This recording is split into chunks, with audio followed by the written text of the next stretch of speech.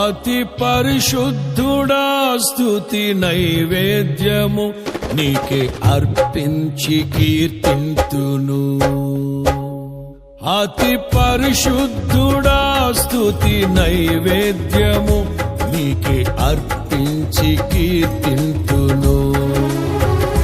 నీవు నా పక్షమై నన్ను దీవించగా, నీవు నా తోడువై నన్ను నడిపించగా, జీవింతును నీ కోసమే ఆశ్రయమైన నా యేసయ్యా.